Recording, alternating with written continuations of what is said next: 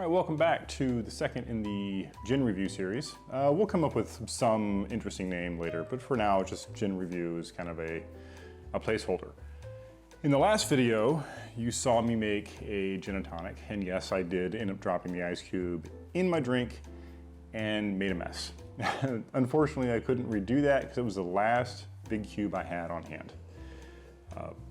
Sorry, ghost over there making noise. Breaks of having dogs while trying to shoot video. But anyway, regardless, today we're gonna make a gin sour. Now I had thought about possibly doing something else, maybe a French 75, maybe a white lady, but didn't feel like dealing with egg whites today, so we won't do those. There's a bunch of other drinks I can make with a good London dry like this, but I think what we're gonna do is, because I have some fresh made cranberries that I like to make, that I like to put in my sours anyway. I think today we'll try just a really good gin sour. And we're gonna follow the basic sour template, which is 3/4 ounce of your simple syrup, 3/4 ounce of your citrus, fresh squeezed preferably, so we got our lemon on standby here, and then 2 ounces of your base spirit. So normally we do like 2 ounces of bourbon. You could do 2 ounces of rye if you want a rye sour. But today we're gonna use that really beautiful gin we tried in the last video. So what we'll do is we'll go ahead and move my tins out of the way. We'll go ahead and get things prepped, and then we'll go get the ice. And the reason we wanna do that is we don't want wet ice when we're shaking. You end up over diluting the drink a little bit. So we can go ahead and prep. We'll go ahead and get our, I actually need to get my juicer. Give me just a moment. Should have brought that over earlier. Apologize about that. Okay, so you preferably want a nice, freshly squeezed juice. If a juice sits too long, it can, one, it loses its brightness, and two, it can oxidize a little bit. And I mean, some instances it can be desirable for that. If you're making a lot of drinks, you can put juice into a squeeze bottle like this, and then as long as you use it within about, I think Leandro was saying about, Leandro from Educated Barfly, by the way, he was saying something about, if you use it within about an hour to an hour and a half, you're generally pretty good. Anything more than that, you wanna redo it. But if you're making a lot of drinks, you can go ahead and pre-squeeze it. Just use it quickly. So go ahead and squeeze our our lemon here, and go ahead and get that prepped for what we're about to do. So we got a little bit more. These aren't really juicy lemons. I've had some where like a half a lemon is more than enough, but these are a little weak. There we go. Okay. So now what we'll go ahead and do is go ahead and set this right here for the moment. In our small tin, we're gonna go ahead and add our juice. So I'm gonna go 3/4 ounce of lemon juice to our tin.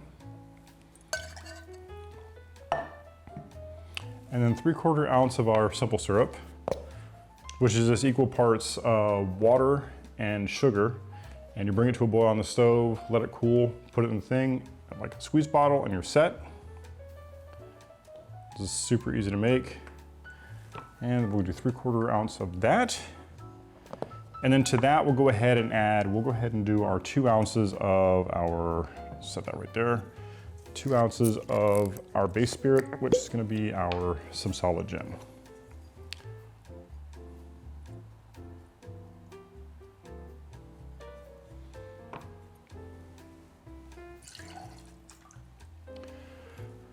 Okay, now I'm gonna go get my ice and my chilled coupe out of the freezer, and then we'll shake this, we'll strain it, and we'll talk about it.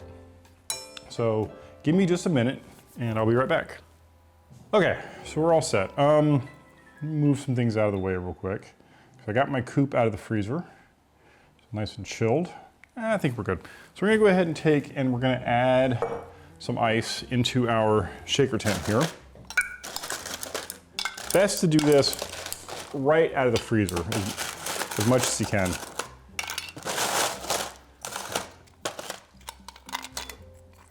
LumeCube, there we go. We'll add this to our brand tin, and we'll give it a shake.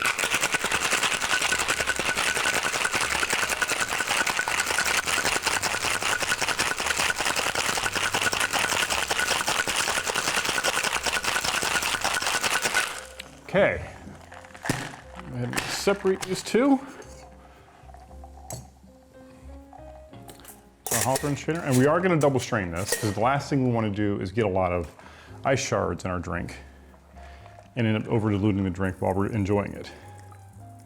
And there's that really, really nice color again. And it's just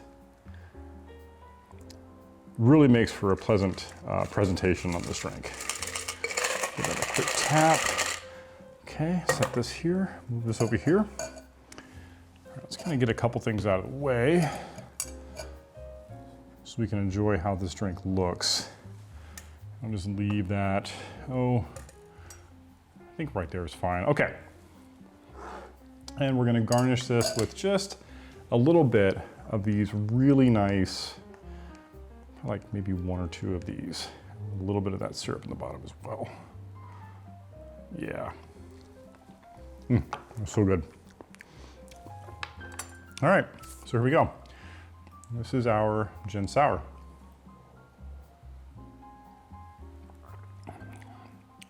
Now that is lovely. That is lovely. It's a lot more, I find these to be a lot more refreshing than a whiskey sour. They're not as heavy. Not that whiskey sours are really heavy, it's just whiskey sours tend to be more bold. But in this case, the gin really comes across is really nice and it's light. You don't get too much of the juniper in this. The other botanicals come out and play a little bit more. The citrus that's in this really plays well. I think a little bit of plum in there that adds that sweetness. You get this really nice sweetness level in the drink.